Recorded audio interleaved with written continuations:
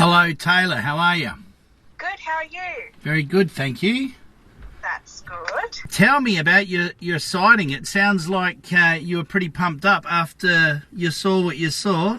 Yeah, so I can't for sure 100% say it was a thylacine, but honestly, I can't even put into words what it was I saw. I still don't even feel like it's real life. So yesterday, as I said, it was the first day that we had beautiful weather. So my partner and I decided to go out towards a reserve. It's an old goldfield reserve, about 30 kilometres outside of Orange. Okay, yep. Anyway, we were probably about 15 kilometres off our destination. I was travelling at about 70 kilometres per hour. It's quite windy, there's no lines on the road or anything, so I was taking it easy. Anyway, we weren't really talking, we just had music going, and this thing came out in front of my car. I slowed down a little bit. I knew I wasn't going to hit it. It wasn't fast. It stayed in my sight probably for about 6 or 7 seconds, I'd say. So it went from the left-hand side of the road to the right. Okay. And I was probably about 3 metres away from it when my car came to the slowest speed it was going before it went out of my sight. Okay. So as you went past it, it was on your right-hand side? Yes. Okay. And you were heading west? No. We were going... It's northeast of Orange. Okay. So you were heading northeast. Okay, yep. Yeah. Pretty much. So I kept going, obviously, and my partner and I just looked at each other and I just said, what the F was that? And he just said, I have no idea. And I said, what was that? And I think I probably went on for about 5 minutes, I couldn't even speak almost, because I've never in my life seen anything like it. I have grown up on a farm. I know foxes. I know dogs. And it wasn't anything. I wouldn't even be able to compare it to anything that I've ever seen before. So you're not 100% certain it was a thylacine, but you're 100% certain of what it wasn't. Yeah, exactly. And the only thing I can really say it could be is a thylacine. My first thought was exactly what it wasn't. Once I got home, though, I just couldn't stop thinking about it. And I actually thought maybe it was a thylacine or Tasmanian tiger. So I started doing a bit of Googling, and exactly what I saw is what was coming up on Google. The only difference in appearance that I can't 100% say I saw was stripes. Okay. If it did, they would have been close to the colour of its fur, nothing distinct anyway. Yep. It's not the first time I've had a sighting where they didn't see stripes, but if you look at the old black and white films of Benjamin in the zoo, when he turns on certain angles, the stripes disappear, so that can come to play there. Yeah. Well, the colouring was just like a light sandy kind of colour. Yep. What really made me think, what the hell, is kind of the way its body was shaped. Its back legs seemed to be almost taller than the front. It kind of looked like it was walking hunched over. I don't really know how to explain it. But it wasn't moving like how my dog would walk around. I just can't even really explain it, if I'm honest. So the motion, the locomotion was kind of peculiar. Yeah, it honestly looked like it was, hunched. That's the only way I can really... It looked like its back legs were up higher than its front, almost like it was kind of creeping. Okay. Like stalking. Was it moving in a hurry, or was it just strolling? No, it did not seem to be in a hurry to get off the road. Okay. And did it look at you at all, or it just kept looking ahead?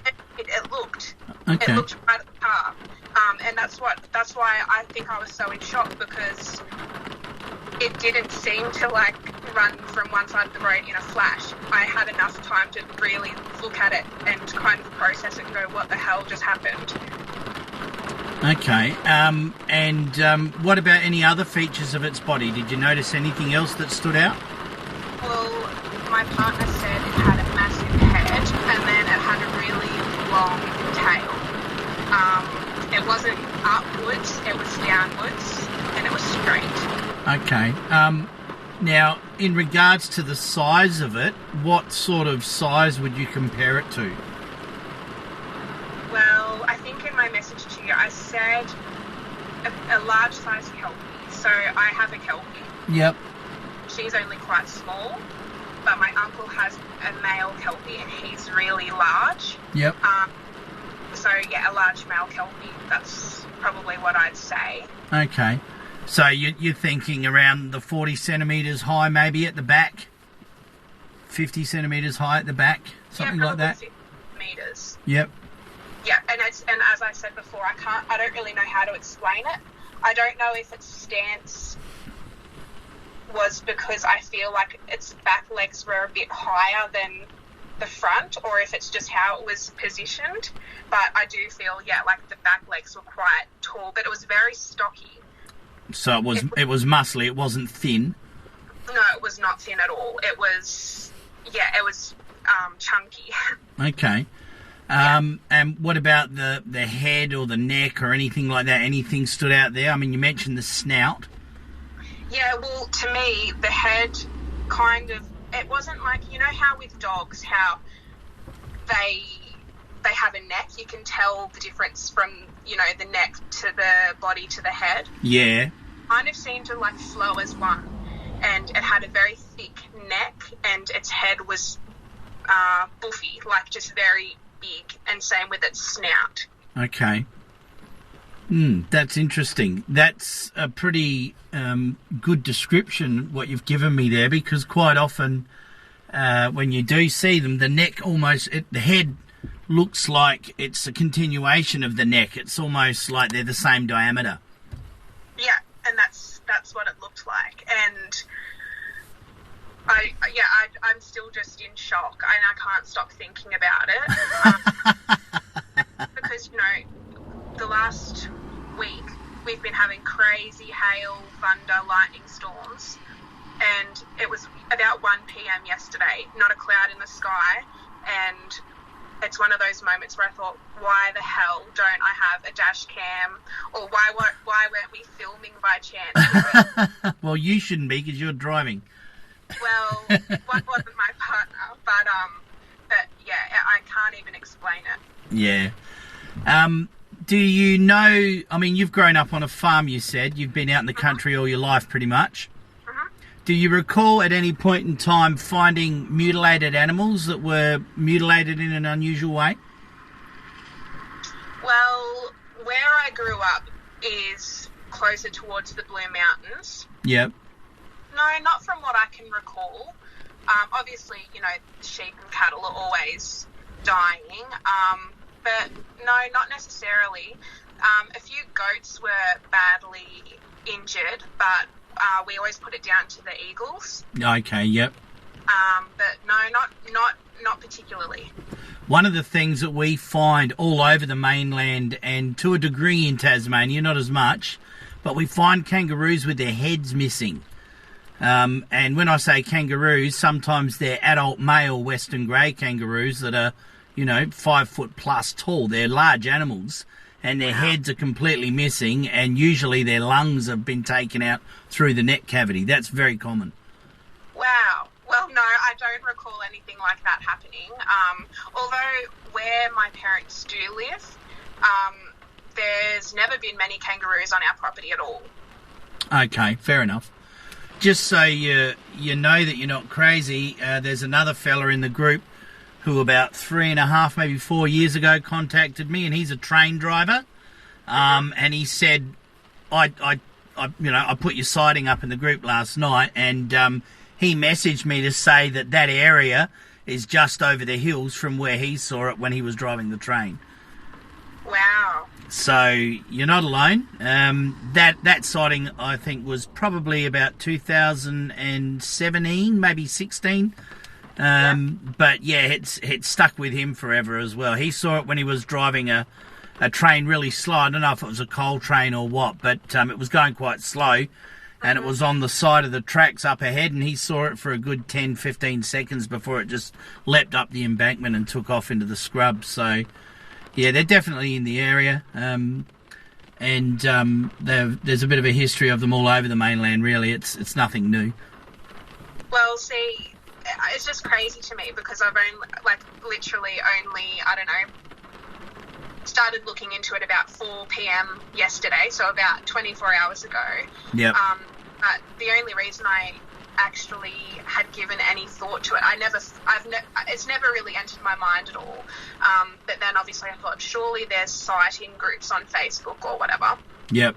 So I found your group, and I just can't believe it, because it's something that has never entered my mind.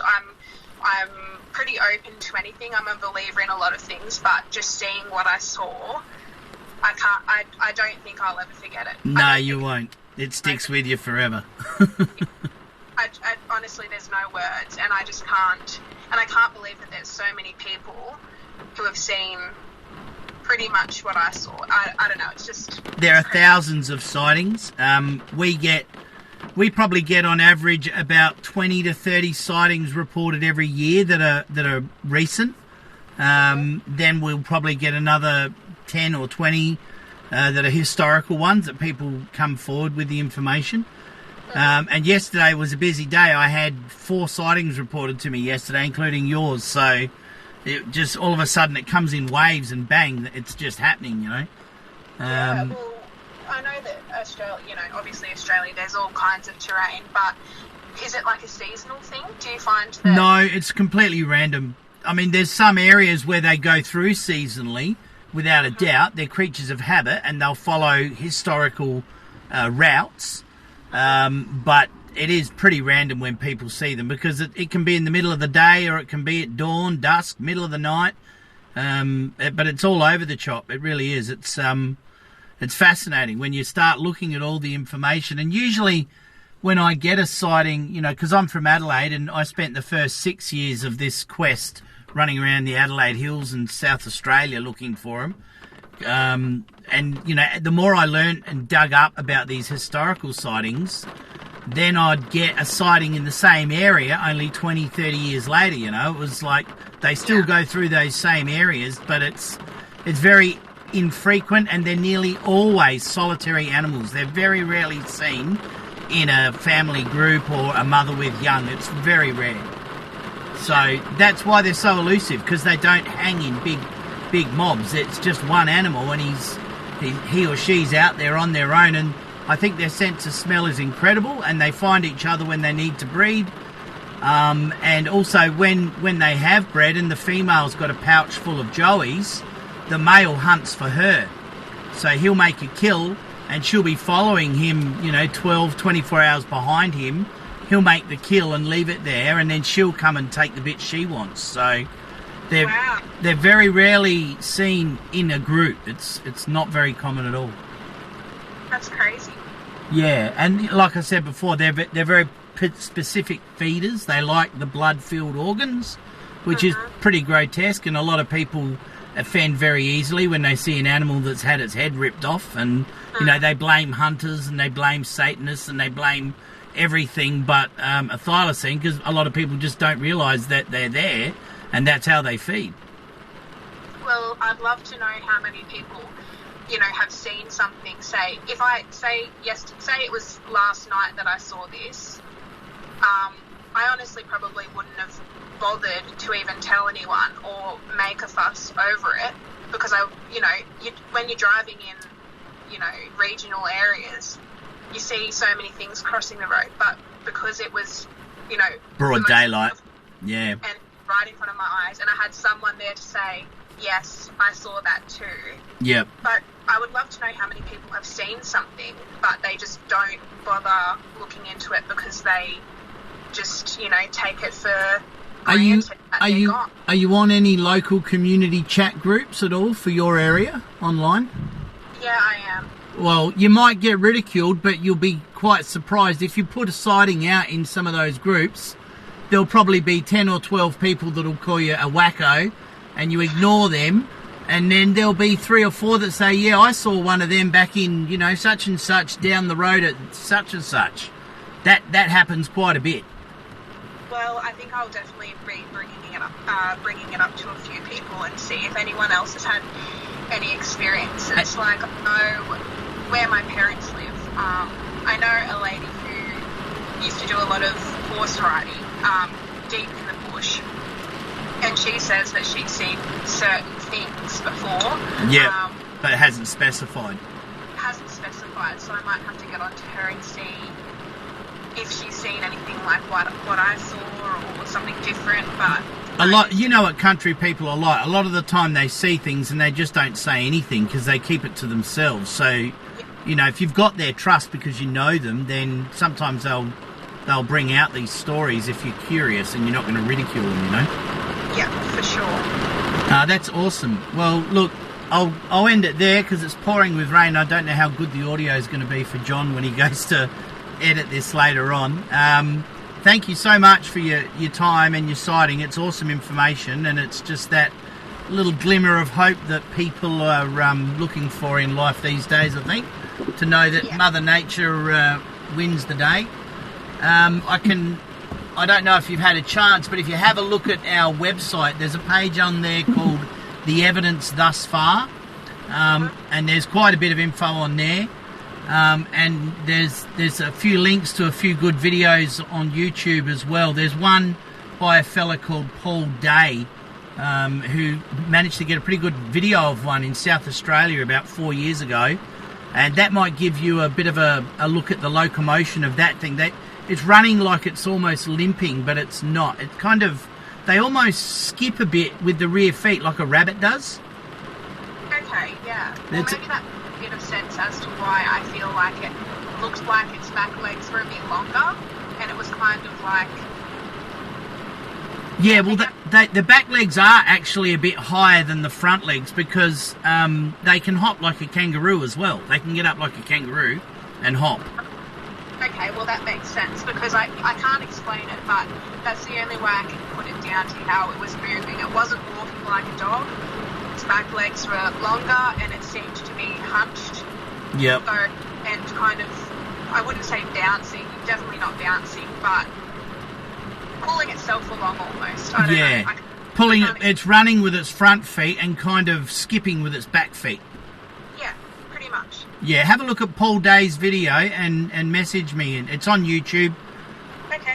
Just put in Paul Day Thylacine and it'll come up. It's a good bit of footage. All right, I'll give it a look then. Excellent. All right, well, look, thanks very much for your time, and stay in touch if you get any more info. No worries. Thank awesome. you. Cheers for that. All right, bye. Ta-da.